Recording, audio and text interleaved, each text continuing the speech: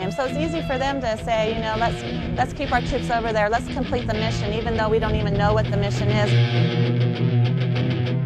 That's really a theme, that we got to get them before they get us. Do you think Iraq attacked us on 9/11? Maybe not Iraq itself, but the belief in the cause that those people have did. Yeah, absolutely. 15 of the 19 hijackers came from Saudi Arabia. Bush is out at his ranch holding hands with the royal princes, but then we've got to go into Iraq. No, I mean, seriously, sir, it's a serious issue. I know where you're going. Where do you think we're coming from, though, sir? I mean, tell me. A lot of you are trying to connect this, we're in bed with Saudi Arabia BS, and this is all a big farce to get Saudi oil and all that. That's not what it's about. So our government isn't in bed with Saudi, okay.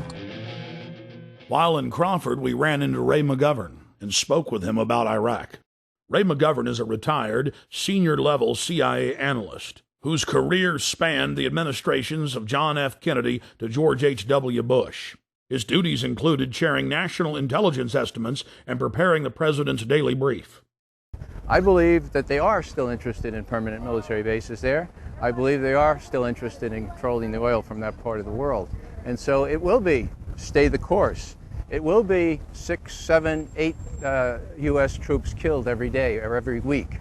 And what's below the surface here was revealed to me by a very well-heeled gentleman who came up to me after a speech I made outside of Milwaukee in a very affluent suburb. He said, "Mr. McGovern, get real. I mean, what's your problem?" He said, you don't have any problem with, you don't deny that we need the oil, do you?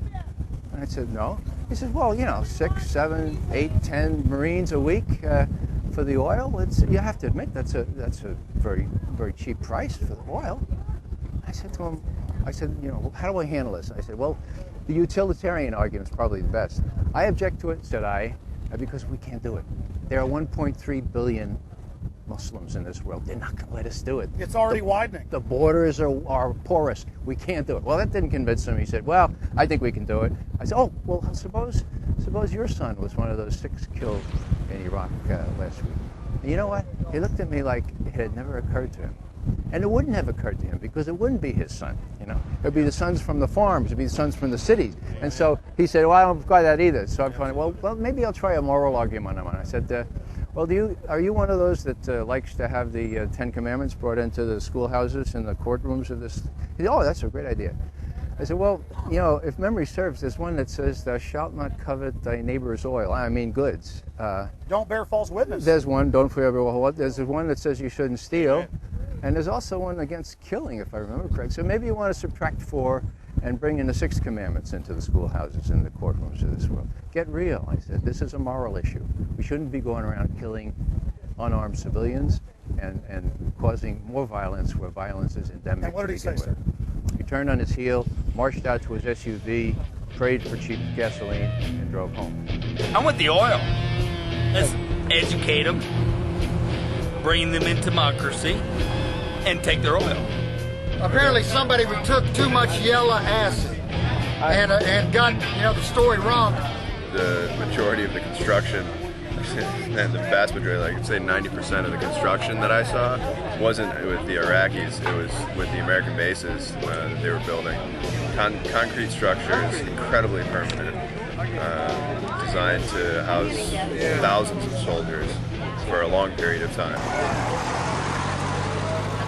The American people are being kept in the dark about all this. If it weren't for shows like yours and for a few others and the internet, people would never have a chance to learn the truth of this.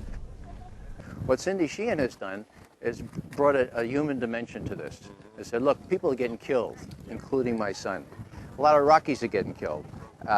Why don't we face up to whether this war makes any sense at all? Do we really want to have our young people sacrificed for what?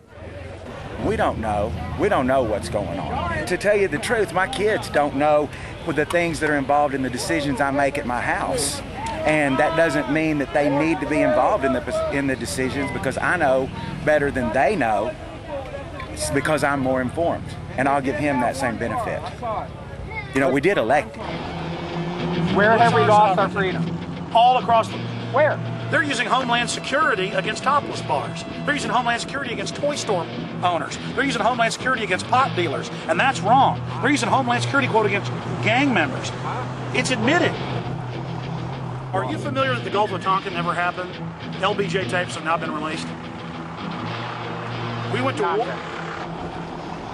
Well, you know, I just got to point out to Wolfowitz and Pearl and Feith and Abrams and Wormsers, you know, people like that, who this has been their plan, and it's about, you know, it's about imperialism. It's about abusing a nation's natural resources. It's about greed and power, and it's nothing about keeping America safe or freedom and democracy for the Iraqi people. You know? I believe that America, right from the start of the Bush administration, has been focused on the use of American military power in order to extend control by America of strategic areas in the world. Now we have the Downing Street minutes, which show that as early as July 23, 2002, the head of British intelligence, just back from Washington, said to his prime minister, "It's a done deal. The decision for war is inevitable. The war will be, quote, justified by the conjunction of terrorism and weapons of mass destruction, and intelligence and facts would be fixed around the policy of war." There's the proof that the intelligence, all this justification in quotes for the war, was a fraud from day one. The Project for a New American Century, the think tank, with the report called Strengthening America's Defenses. This is frankly a demand for full spectrum dominance by the United States.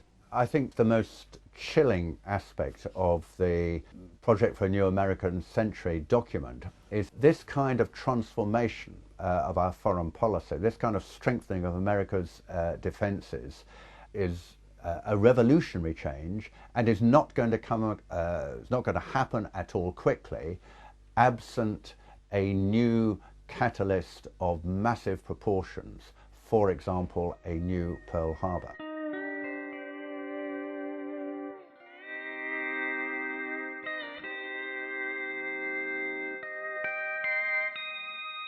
In Crawford, Texas, we found individuals who believe the weapons of mass destruction were found in Iraq. No weapons of mass destruction were found. Are you kidding me? Do you buy that? Yes. Of course there were mass. Of course there were. David, there were. Yeah. This guy would make a great citizen in George Orwell's fictitious 1984. If we took them all away, does that still mean that if he had the capability, would he still? See, that's in the mind. Well, she's got an ad on TV that said he lied, my son died. You know, he didn't lie to nobody. What did George Bush lie about? He said he was going to protect this country. Weapons of mass destructions. That no matter what it took to keep the enemy out of our backyards. He never said there weren't going to be nobody killed. That's war. I think they're saying that Bush lied about WMDs, not about troops were going to die. But did he though? Those weapons were there. The authoritarian powers of the state, which are available to government, is very dangerous. And I think we live in a state, we live in states, both the United States and the UK, where the powers to question, to call in evidence, to demand explanation, to hold to account those who are in control are gradually, systematically being weakened. This is very dangerous in a democracy.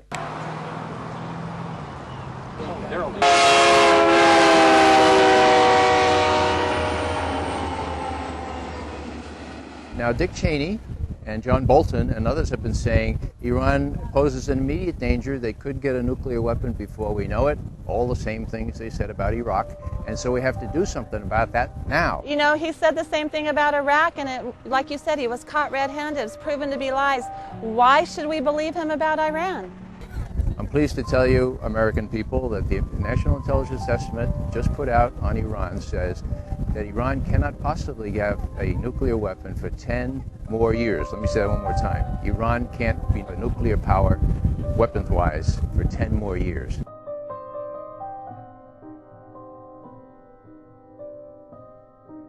We have to look at whether our governments are creating enemies